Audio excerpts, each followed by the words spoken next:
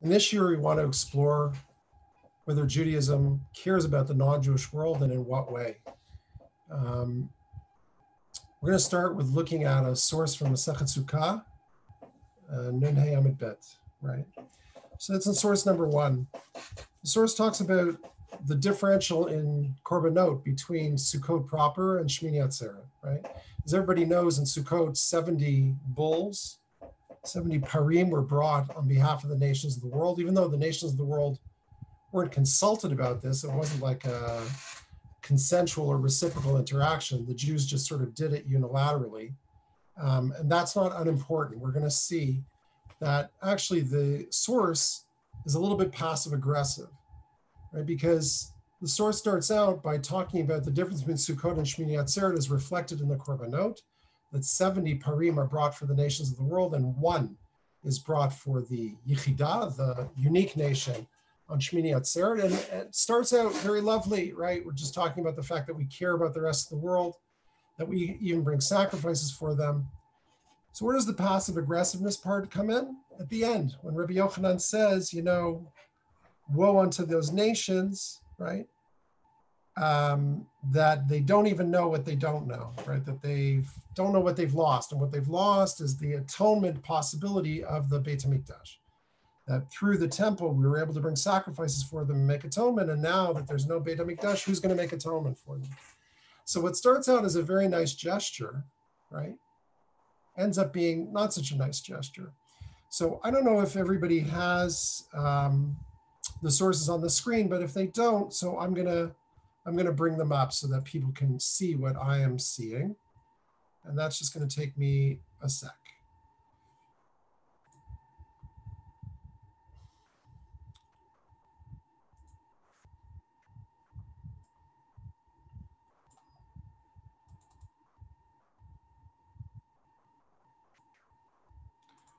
Okay, so here we go. So you see in source number 1, this Agadah from Sukkah, right? And the end of it, I'm pointing out that even though we're doing this nice thing for them, we're telling them all about the nice thing we're doing, and we're telling them, you know, that they're gonna miss it when it's gone. It's almost like, you know, you go shopping for somebody and you buy them groceries and you say to them, it's a good thing I bought groceries for you, you know, because when I don't go buy groceries for you, you're gonna be starving. So there's something a little bit hostile about this gesture, even though it seems like to be doing a very nice thing, that we care about you. And you see the same sort of odd, ambivalent tension, hostility versus we're nice to you in the comment of Rashi in source number 2. This is the original source in Parshat Pinchas, where the korbanot of the holidays are listed, right? So you can see there, right, that the comment of Rashi is that when we brought these 70 things for the world, and the meaning, the mashma'ud of the fact that they kept going down 1 per day through the 7 days is really to remind them of the fact that they are eventually going to get wiped out, that they're going to sort of diminish. And of course, when the Beit HaMikdash was Kayam, they were sort of protected against that kind of Yisurin, he says. But, you know, without it, there's no protection for you. Now, whether the non-Jewish world is aware of these things, it's a bit of a vacuum. It's like talking to yourself. Whether the non-Jewish world is aware of this or not aware of it is a question. But there's an interesting switch that takes place in the Midrashic collection Pesika Derav Kahana in a section on Shmini Atzeret. Here, the fact that there's no korbanot is not such a disaster for the nations because we can switch to tefillah. You notice the parallel there, right? There are multiple sources in Judaism that talk about the fact that to compensate for the fact that we don't have korbanot, we can pray, right? That prayer is actually connected the korbanot, right? We see that in the Gemara and Brachot. And there are multiple sources, right? That the rabbis learned how to compensate through tefillah. But that idea that tefillah compensates for the loss of sacrifice, interestingly, in this source is applied to the Gentiles, right? As it says, all 70 bulls that Israel used to sacrifice on the Chag were for the Shivim, right, Umot, so that they're not removed from the world. In other words, they're not destroyed. And is quoting a pasuk from Tehillim, Kuf Tet, right? Now, the Midrash says they're protected by prayer instead of sacrifice. We even have a Siddur that's used today in certain Sephardic communities in source number 4. That's a universal kind of prayer, right? It says that, our ancestors used to sacrifice to you on Sukkot, and we are asking you, we're begging mercy on all countries and nations, keep them from war that destroys the world. We beg of you, King of Peace, right, addressing Kadosh Baruch Hu, instill speedily in the hearts of all the nations a spirit of peace and brotherhood, seal a covenant of peace forevermore. Amen v'amen. So this is a very unusual prayer. The only thing that kind of parallels it, you could say, is in the Rosh Hashanah Machzor, where you have V'chein ten pachtecha, which is also a prayer for universal brotherhood on some level. Here, you're actually saying, help those people not go to war. So it's not unheard of for Jews to pray on behalf of Gentiles, not just, and here I think is the key, not just pray that the Gentiles won't hurt us. That is a common prayer, but actually that the Gentiles won't hurt themselves, that they'll be protected from harm. That's the unusual nature here. All right, I'm going to pause if there are any questions or comments. I'm going to stop my screen for a sec. If you have a comment, please unmute yourself, and I'm happy to answer.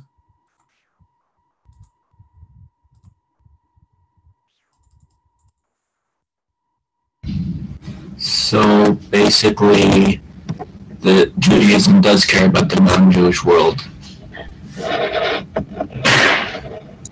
Not really. I mean, not in that simplistic a fashion. It's far more complicated, right? There's an amount of altruistic, meaning you're really interested in the other. But a certain amount of it, I think, is actually hidden rage, hidden hostility. Jews really didn't know what to do with non-Jews pre-modernity, right? Because their essential interest in the non-Jewish world could be summed up by one question: will you hurt me?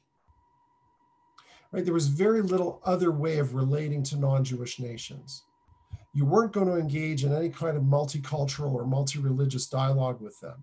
And they had power over you. And they basically, except for certain very, very small windows in Jewish history, were dominant over you and could hurt you and could kill you en masse.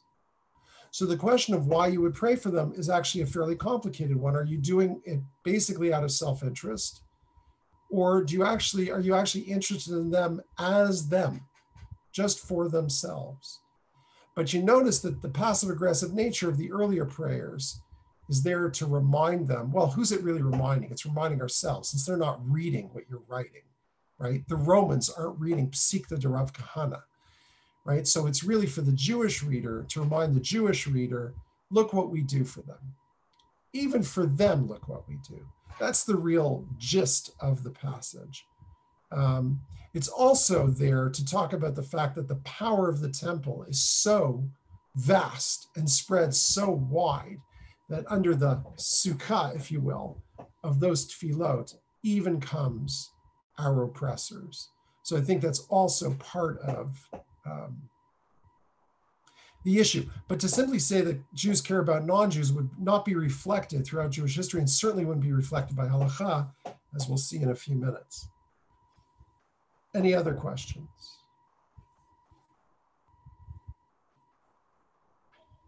The claim that the reducing number of korbanot symbolizes an inherent truth of weakening of the Gentiles, that is still considered us sacrificing on their behalf. It doesn't, in a way, and inside of it conceal an enmity that comes along with these sacrifices? Yeah, I mean, it's both, right? Nitzan, it's both a certain kind of altruistic gesture, but a gesture that is I don't know if it's compromised, but it's certainly opposed by a counter gesture of hostility. I think that it almost reminds me of two people who are together and one of them breaks something valuable for the other person. And the second party looks at the first party and says, you just broke the computer, but it's actually something that was very important for you as well. I don't know if you realize that. So there's an attempt to say that non-Jewish actions in history are counterproductive and self-liquidating, and that they will come to harm. But again, who's the audience for this? The audience for this is Jews. So Jews are reading about the fact that the destruction of the temple by a non-Jewish nation was bad for the non-Jewish nation. I mean, if I was living at that time and I was Jewish, I would kind of shrug and go, well, who cares that it was bad for them? Especially since they don't realize it. It's really much worse for us. But clearly the message there is that there's a universal value to Jewish ritual, right? That sacrifice isn't just a parochial thing done on behalf of Jews. It's something that has a kind of cosmic significance, right? You see this in Eastern traditions, right? When the Dalai Lama holds meditation services, he's very explicit about it. He will say that this is to create positive cosmic energy for everybody. It's not just a kind of private Buddhist rite. So I think you have some of that spirit going on with the temple sacrifices, where Jews are trying to proclaim that there's a significance to the sacrifices that transcends simply Jews doing a kind of private cultish ritual. Okay.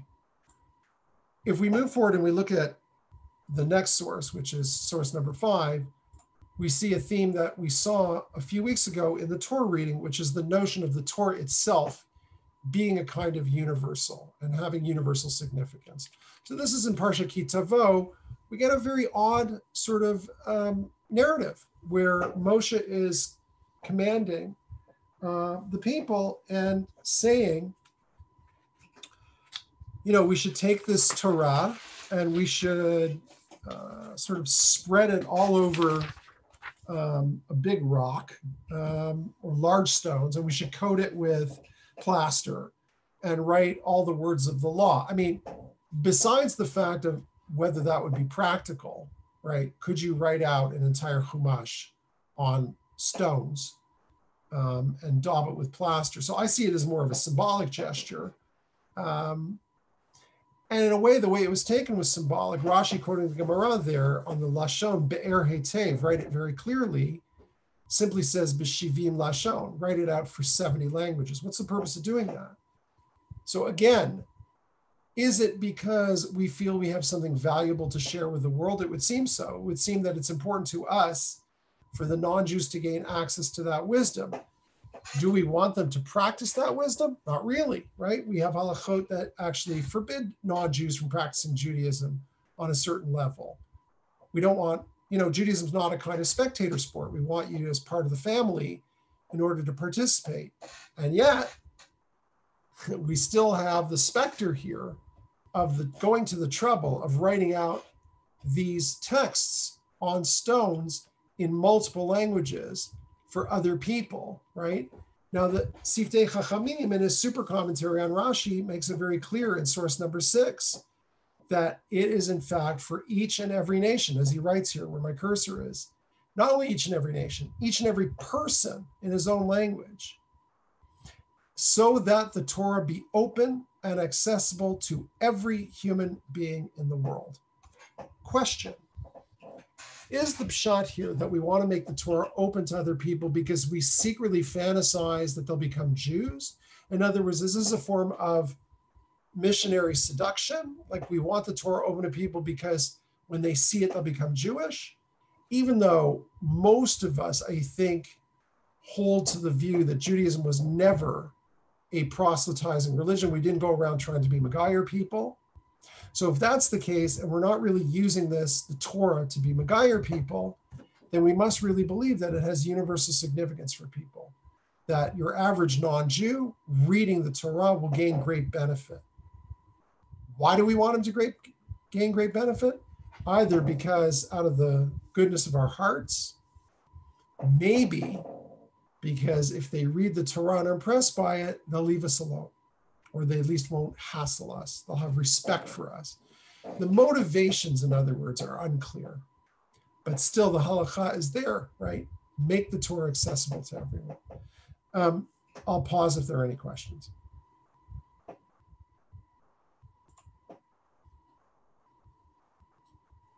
It seems like the main motivation would be that is seen as the main point. Ola goyim amsgula, that it's contains its own value in bringing the message, the light of the Torah to the world. It's its own goal. It's not just a means. Right. So, I mean, think Nitzan, though, about the two concepts that you've sort of been a little bit blurred together, right?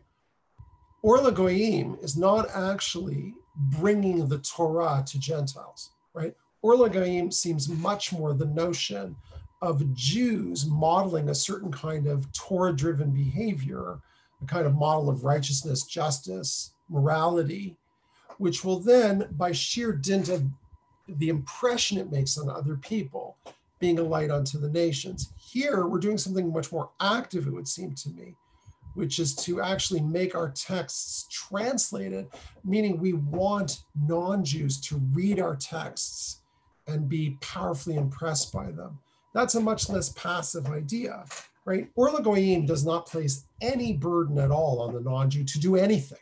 He doesn't have to read anything. He doesn't have to practice anything. He just has to sit back and be blown away by what a great light we are to the nations. Whereas writing this Torah, Be'er Hetev, is actually, there's a kind of, it seems to me, an implicit hope that they'll actually begin to drink from the waters of our texts. So slightly different, it would seem to me. Any other comments or questions? I'm curious to know, just thinking about how was this practice common by other nations at that time, like to put some of their scripture on stones everyone can see and be inspired, or like so in that sense, how sincere, if it was a common practice, how sincere is this? Like, is this just we're gonna be one of them and like everyone's doing it, so we're all gonna put our Torah on stones, or is this something actually sincere? It's really a good question, and one I'm completely ignorant to answer. I have no idea whether other nations wrote out their texts in large blocks for others to see. I'm dubious. I mean, most cultures are insular.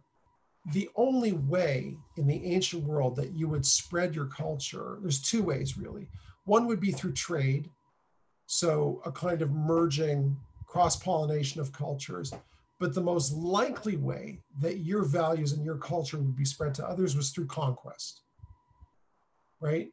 So if you look at the example of the Greeks, and Hanukkah is a perfect emblem of this, the Greeks spread their culture first through conquest and then through seduction. So in other words, they're so confident of the power of their ideas, of philosophy, of gymnastics, and so on, that they believe that people will actually flock to do it. And they're right, they do. It is very seductive. But in general, it happens because another culture comes into your space and forces their stuff on you. Think about what's going on here. They're entering the land, right? We know that there's 7 Canaanite nations there. So we know that up ahead, they're going to be destroying those nations. Unless they, right, we know that there's 3 options for those nations. They can either leave, or they can accept your authority, kind of become second-class citizens, accept the Sheva Mitzvah B'nai Noach, and so on. And the third option is to be killed. So who are we writing this out for? For people who are about to die? For people who are about to commit genocide on? Or are we writing it out for people who are accepting Sheva Mitzvah B'nai Noach? In which case, what do we need them to read the rest of the stuff? Or for people who are leaving the country? Right, is a major question here just in terms of the sense logic of the passage. which is why I suggest it has nothing to do with what's actually going on at that time, because there's no intended audience that's going to read this. So it's a text really meant for the future. It's a text to, I think, to persuade Jews of the necessity of doing something, analogous to this.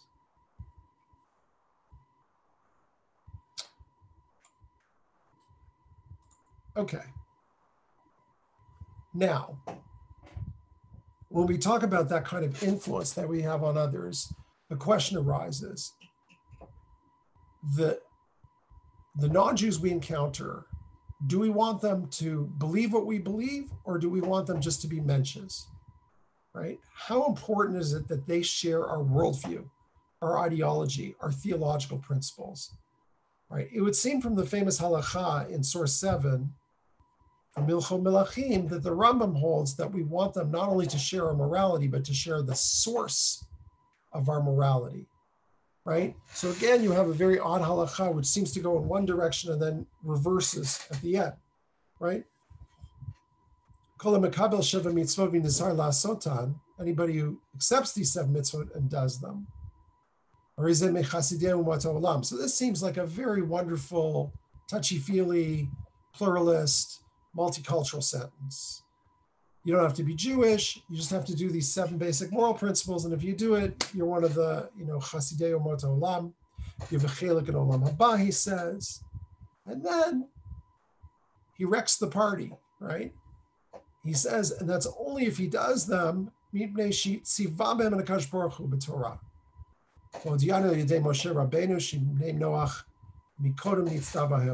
listen, let's again, just like it seems to me there's a very strange logistical problem in expecting 7 Canaanite nations to pay attention to the stuff that you've plastered on stone on their way either to dying or running away.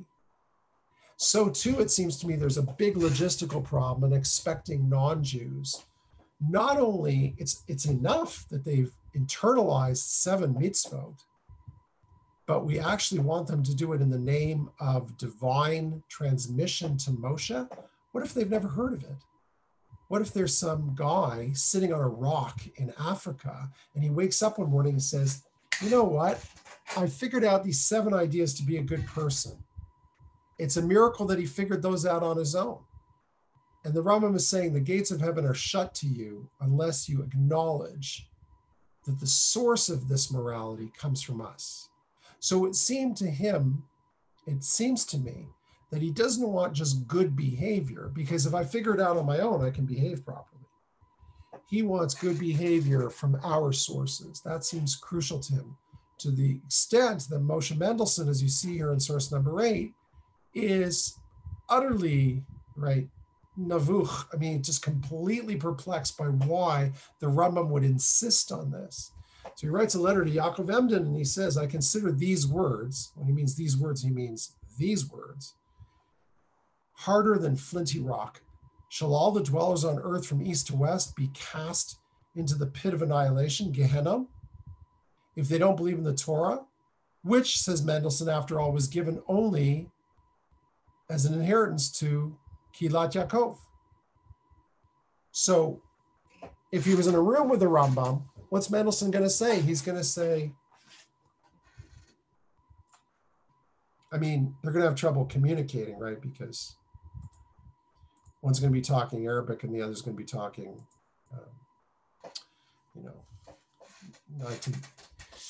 18th century German. But leaving that to the side, he's going to say to him, I mamash don't understand you. You not only are in search of good behavior, you're sort of anally fixated on the fact that they have to have gotten it from our Torah. Now, for Mendelssohn, if you read in Jerusalem, he writes there's a difference between what he calls revealed law and revealed truth. The Torah for Mendelssohn is revealed law. But revealed truth does the same thing as the Torah, but it does it through rationality. So the point here is, what's the end point? If the end point is Olam Haba, and the admission to Olam Haba is practicing the 7 mitzvot, Mendelssohn's point to the Rambam is, who cares what they got it from? Just worry about the fact that they're doing it. But for the Rambam, that's not good enough. So his concern for the non-Jews, chelik of olam haba, is limited by the fact of how he wants the non-Jew to have achieved that spiritual end.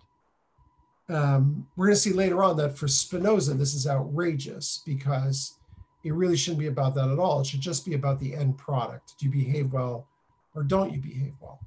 And not whether you got it from one source or another, especially since what the behavior of the non-Jew is actually the one prescribed by halacha. He's doing the Sheva Mitzvot. The Rambam has already conceded that in the opening of the halacha. Okay, I'll stop if there are any questions. It seems to me as if this, what you said about the call to the nations, that they should be doing it according to the Rambam, with acknowledging the fact that it came from the Jews and from Moses, it promotes this narrative that this call to the nation is basically more towards the Jews. It's for the Jews. The Jews should acknowledge the fact that they have a message to the world. They have the message to the world. It's not just a message that can be found through rationale or enlightenment or whatever. It's something that the Jews, it's that they need to, the goyim need to acknowledge the fact that it came through the Jews. It's because the Jews have this universal mission. It needs to be through the Jewish nation.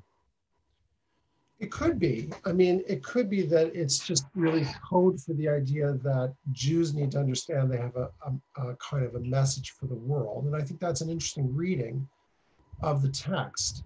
I suspect that for Maimonides, part of what's concerning him is that, unlike Mendelssohn, because Maimonides is not like an Enlightenment thinker, he's a 12th century thinker, I think he's suspicious of the notion of a kind of self-arrived at morality.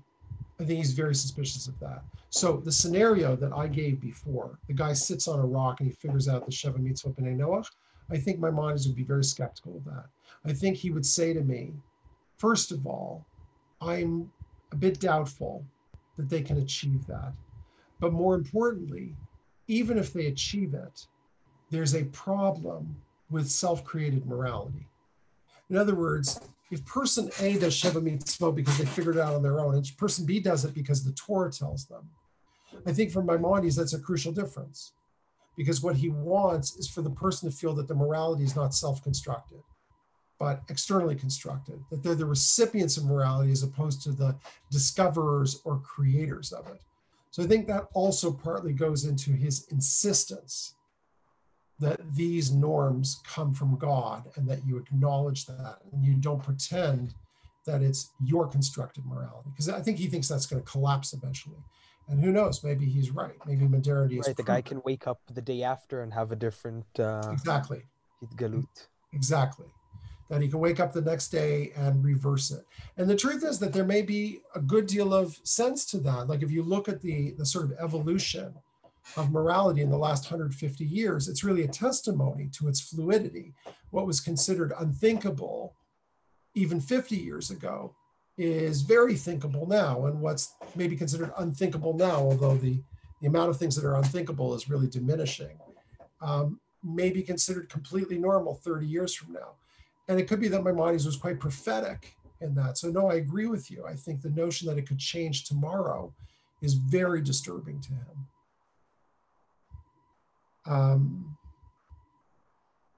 Now, if you look at, so somebody else who I think has a significant role to play here in the Middle Ages is Menachem Meiri, because the Meiri also seems to believe that Gentile faith, in other words, their actual belief system, which is, of course, that salvation comes through belief in Jesus Christ as the Lord, that actually he's not terribly bothered by that, and he's willing to reformulate the rules of Avodah Zarah to allow for the fact that the medieval Christian is not actually an idolater. Now, partly this is self-interested because, as you know, based on the Mishnayot and Avodah Zarah, without that, commerce, right, economic trade between Jews and Gentiles would be severely limited. So you're actually doing a favor to Jews by allowing for that to happen. So if you designate your medieval Christian as not an Ovdei Avodah Zarah, then you can do business with him. So there's no question that that's part of it. But I actually think that the Meiri believes that they're really not idolaters. Now, why they're not idolaters is very interesting. If you look in the Beit HaBechirat of Avodah Zarah in source number 9, he writes, we've already explained that rules such as this, when he says rules such as this, he's referring to the opening Mishnah and Mishnayot of Avodah Zarah, which talk about the restrictions on trade before and after a Gentile holiday. And he says rules such as this were instituted in their times, meaning ancient times, when those Goyim were devout, they were really committed to Avodah Zarah. But now he says, right, and he's writing in the 13th century, now idolatry has come to an end in most places, an end. In other words, when a Christian goes to church, kneels at the communion rail, takes the wafer, drinks the wine, and believes that he is ingesting the body of Christ, the Meiri is saying he is not committing an act of idolatry. And when a Gentile professes belief in the Trinity, right, the Father, Son, and Holy Spirit, which also seems to be clearly a case of shutfut and possibly idolatrous, and of course as a whole machloket rishonim, and some people say it's idolatry for Jews and not for Gentiles, but we'll leave that to the side. The Meiri says there is no need to be machmir with respect to them in the manner of the old chidushim. For the purpose of halakha, we're not considering them idolatrous anymore. How come? Why not?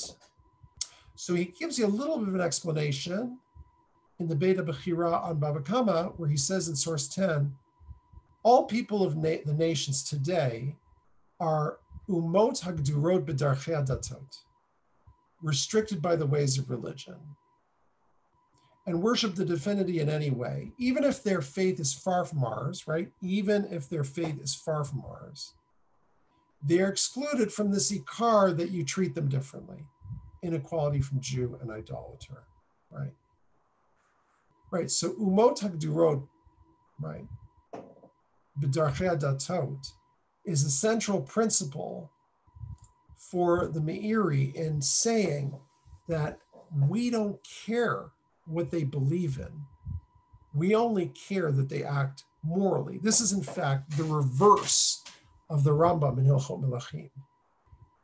We are being lenient with them because actually all we care about is that they act like decent human beings, and there's enough in their religion to make them act like decent human beings that we don't really care about the rest of it. We're not happy about it. You know, we believe that Jesus is a false God, and we think they're on the wrong path, but for the purposes of relationship with them, at least economic relationship with them, we're not worried about it. So that's quite revolutionary. Now, it's true to say that Meiri is almost alone among the Rishonim in this attitude. I'll stop if there are any questions.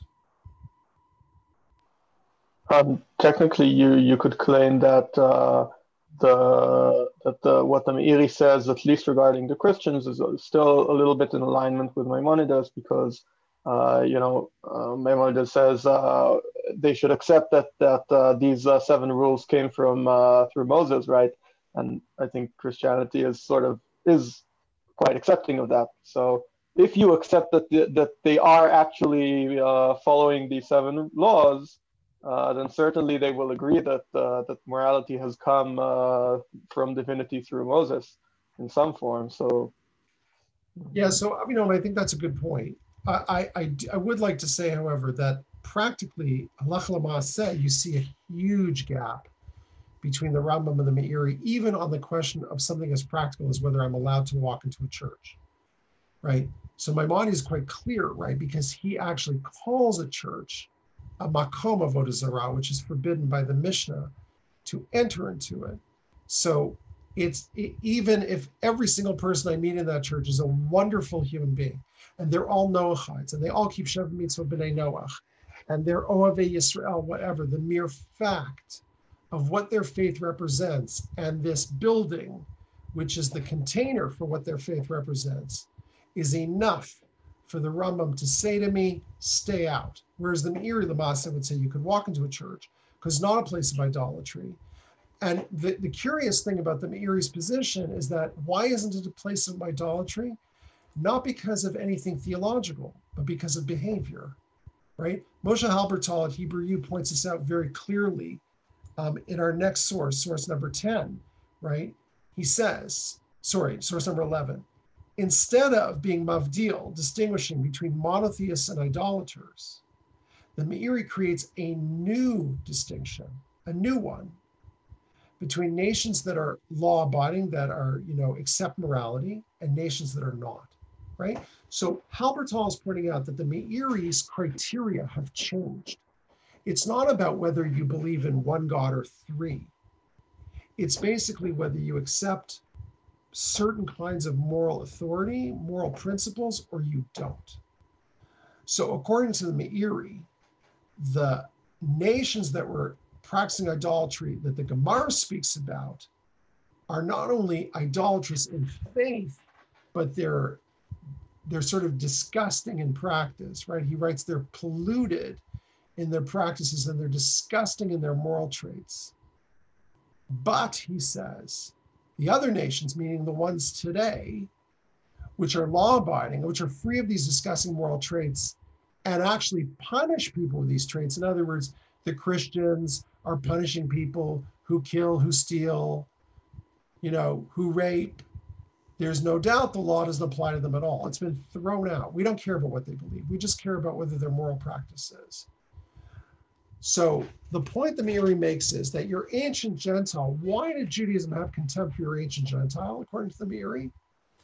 Not simply because they were idolaters, not because of that word, but because of what their idolatry led them to do, which in some cases was to sacrifice children, to cut themselves, and all manners of things that the law considered, mag'il. But so if idolatry is accompanied by this degenerate lifestyle, then that was a problem. But from the Meiri, it's not that you're an idolater and you practice toeva. It's that being an idolater is toeva. So if you don't practice anything that is toeva, you are ipso facto not an idolater. That is not the case with the Rambam. Remember, this is the man who constructs Yud Gimel Ikarim. So dogma is super important to him, right? So for the Rambam, what makes you an idolater is, sure, your behavior, but even more, your beliefs, your theology. That's what defines you as idolatrous. So, Lamasa, this is still true today. Like, how do you think about Gentiles? Do you think of them as completely foreign to you because of their belief system, or do you think of them as roughly like your neighbor because they kind of act like you do? You see this much less in Israel, of course, but in Chutz La'aretz, right? If you look in America, right, certain Jews think of Gentiles as like the goyim, right? Not because they're bad guys, but because they worship that guy, right? Jesus. Whereas other Jews, obviously more modern, more pluralistic Jews, will not think of Gentiles as idolaters because they don't care about the Jesus part. They just care about the morality part. Oh, my Christian neighbor, he's like just like me. Because we both are like, nice people and we obey the law and, we wear our masks. So that's the difference in the two positions. And so for the Meiri, Christianity is not idolatrous as a religion because Christians are no longer barbarians. Okay, go ahead.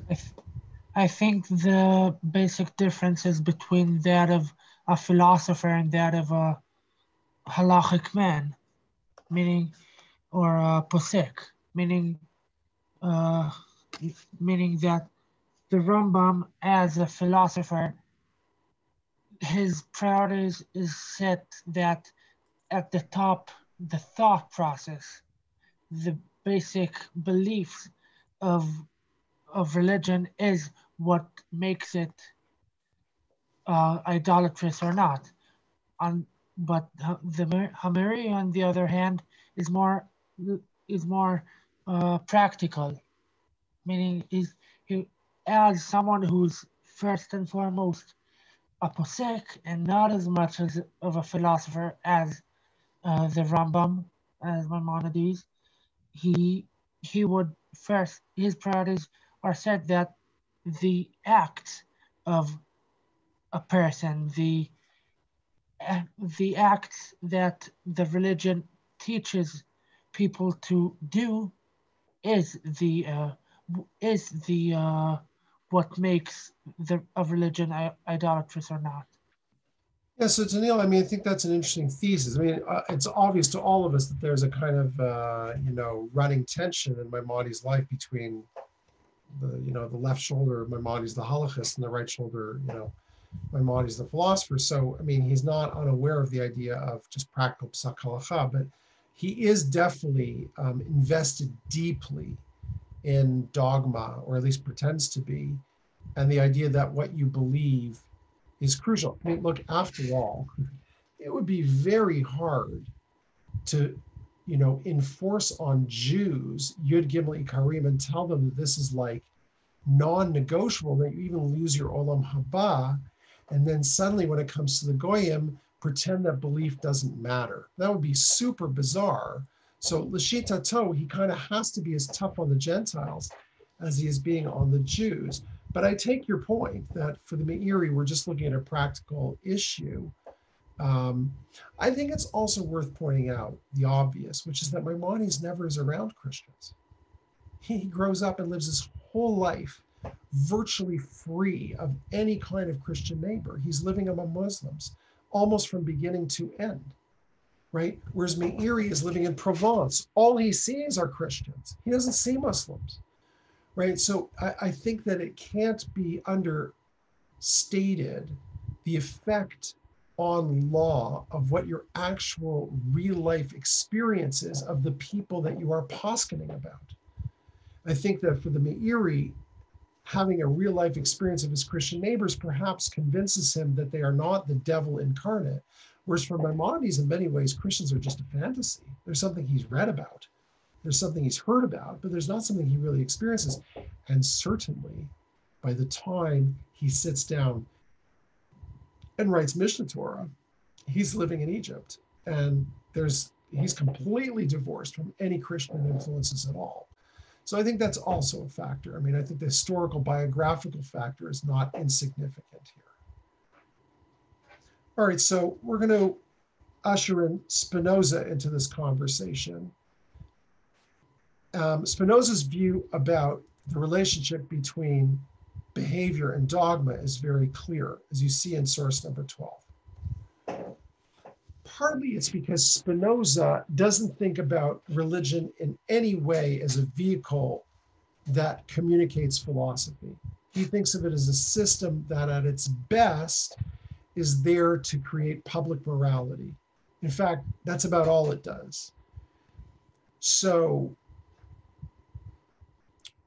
even though Spinoza also has his dogmas, there's a big difference between him and the Rambam, right? Let's take a look. Source number 12, where my cursor is on the 5th line. Maimonides argues that it is the purpose of divine religion to steer its adherents, its followers, towards the knowledge of truth, particularly regarding the nature of God. So for the Rambam, even though he's a halachist, the real action of religion is to get people to devote themselves to the divine. But for Spinoza, who doesn't believe in a personal God and doesn't believe that God gave the Torah, the goal of the religion is solely obedience in order to ensure the practice of justice and charity. We just care how you behave, right? Because just for Spinoza, since theology is a myth, since the God he believes in is a pantheistic God that has no personal relations with human beings and certainly doesn't author texts, then the action of religion is strictly about behavior, because there are no kind of ikarim to follow in that way that aren't covered by morality. So just be a good person. For the Rambam, it's quite the opposite. The real action is in theology. So as you see here, for Spinoza, the goal of religion is obedience. For Maimonides, religion is concerned both with the welfare of the soul, which is theology, and the welfare of the body, which is morality. And for Spinoza, the goal of religion is only morality. Here's a passage from Spinoza's Tractatus, which was published posthumously in 1677. When you read it, you can understand why, because he would have been persecuted if he published it during his lifetime. He says, faith requires not so much true dogmas as pious dogmas. So it's not about truth, it's about piety. To move the heart to obedience. Now look at this, which you could see as a really cynical sense. He says, even if many of those beliefs contain not a shadow of truth, provided that he who hears them knows not that they are false. Wow. So what Spinoza is saying is, I don't mind if religion has a belief structure which is completely false, if it is effective in getting people to be moral, I'm okay with that. The trick is, though, that they can't know that the beliefs are false. They have to believe that they're true, because if they believe they're true, then they'll follow love your neighbor and give charity. But if they think they're phony, they may not do it. So I guess Spinoza didn't believe in orthopraxy. He felt that you'd actually have to believe it was true in order to do the stuff. I think he'd be shocked by many Orthodox Jews today. In any event, he takes it to that extent, which is that it doesn't matter if it's true. All that matters is if it works, to put it in a different way. I'll pause if there are any questions. I think it would be very, very interesting if we could have a person like Maimonides address certain groups, certain theistic groups that do believe in a certain biblical, moral, ancient Jewish belief system, moral belief system, and also believe that it has to do with ancient Jews, Israelites, and Moses the prophet, but are considered to be somewhat anti-Semitic. For example, I don't know if it's the right group to bring in, but for example, British Israelites, people that do believe in the Bible, in the old prophets, and believe in a biblical moral system, but hate the Jews. I think that if Maimonides was here today and he would see their approach towards Israel and the Jews, he'd be living in certain oxymoron. What do you mean you're pro everything you should be pro, but you're against us? That'll be really, really interesting to see how he addresses it. Well, I mean, that's actually a fascinating example. So, I think about what's going on around the Jewish world today, right? I wake up, I read the news, people in Brooklyn, people in Mea Shearim, who purportedly, supposedly believe in certain divine truths, but don't act morally. What would Maimonides make out of these people? Is it more important? In other words, let's say you took a guy from Bnei Brak who doesn't wear a mask, spits at the police, goes out when he should be in quarantine. Let's say you take such a person, you interview him. You say, do you believe in Yud Gimel Karim? 100%. I subscribe to all of them, including Tchiyat HaMeitim. So now what would Maimonides make out of this person, right? Now, let's say you went to a Chiloni Israeli, an incredibly humane human being, very decent, loves other people, a doctor in an emergency room, saving lives, incredibly charitable, doesn't believe in the Yud Gimel Karim. According to Pshat, the Menuvel guy in Bnei Brak goes to Olam Haba, and the lovely doctor is going to hell. So in other words, either we take his theology seriously or we believe he didn't take it seriously. Now, there's plenty of people who believe the Rambam didn't even actually believe in his own Ikarim, but that gets into a whole other area, and I don't have the time for that. But if we take him at his word that he did believe in it, it means that he's privileging belief above good behavior. Good behavior, in other words, is not sufficient to get you into Olam Haba, but it seems like proper belief is, even if your chelik might be small and diminished by your bad acts. So you bring a very interesting example of British Israelites, which I not familiar with, but we have examples right in our own Jewish world that would test his thesis to the max. Whereas for Spinoza, it's a very easy call. These people are utterly immoral, have nothing to do with enlightenment. They are not enlightened. They live in darkness. They will die in darkness because he's uninterested. The belief system makes no difference to him. What you profess to believe in makes no difference in him. The only thing we want to test is how do you act? So for him, the purpose of religion is whether it's efficient, not whether it's true, right? Big difference. Does it work? Does it cause you? So if Jews today go to shul on Shabbat faithfully and read the Parsha, and the Parsha tells them, love your neighbor, and the next day they go out and they're horrible to their neighbor, for Spinoza, it's complete failure, complete breakdown of the system, because it didn't work. It didn't influence behavior. Okay. So lastly, let's look at a famous argument in the Halakha about whether we really care about non-Jews or not. I'm sure this is well known to all of you.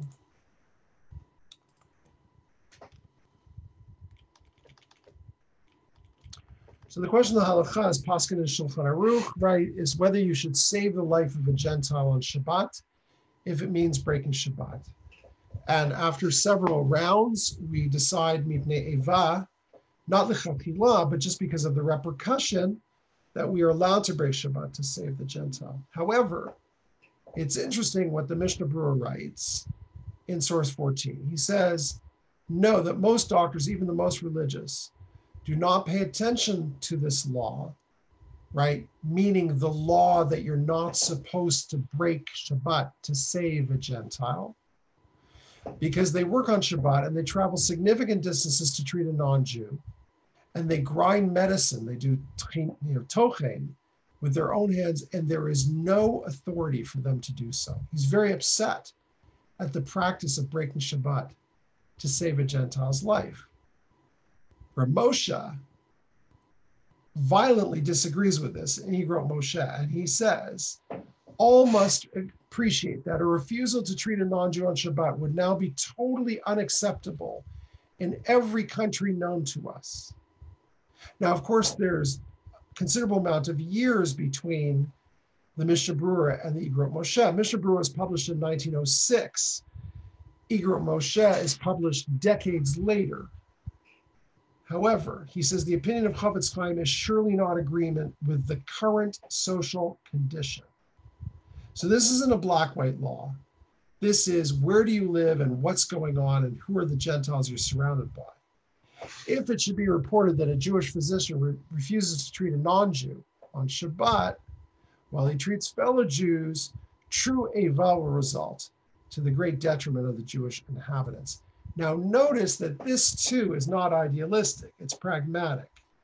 Why do we save his life? Because if we didn't, there'd be this mass uprising and people would kill Jews. So I don't actually consider that kind of disinterested love of the Gentile. I consider that self-interested love of the Gentile. Okay. Here's Rav Ovadia Yosef. This is shortly, a year before he died. He was giving a lesson on Hilchot Shabbat, and he ruled that the Torah teaches its laws are for us to live by them, right? Chai b'hem.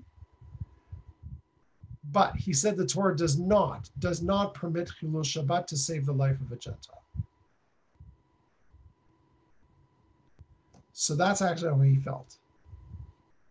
Now, on the question, what do you do with religiously observant doctors who've basically taken a Hippocratic oath to care for everybody. And if they don't, if they refuse to treat patients, they can lose their license, right? So to that, Rav Yosef says the following. If it's a rabbanan to violate Shabbat, then you can violate it. If it's daraita, like a doctor has to perform surgery, he says a non-Jewish doctor or nurse can, with the Jewish doctor, hold the scalpel, enabling them to save life. That's pretty mind-blowing, right? So we'll leave that as it is. There's obviously very different views about how we think about Gentiles. My point here being that there's no single view in Judaism about how we think about Gentiles in any way, as different people at different times in different situations, all the way from absolutely think they're terrific now to totally suspicious to everything in between.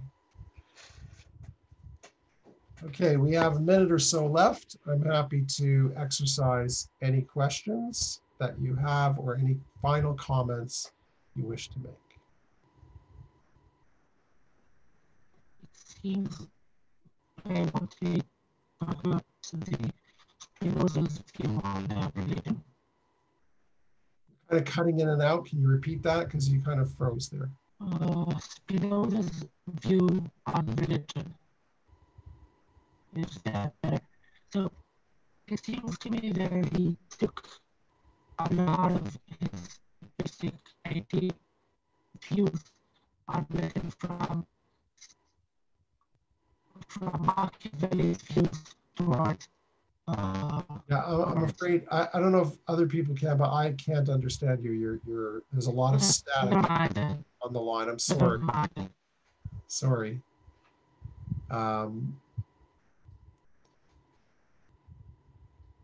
Technology, what are you going to do? Okay, well then, thank you for being here. Chag Sameach, Shabbat Shalom. Stay safe.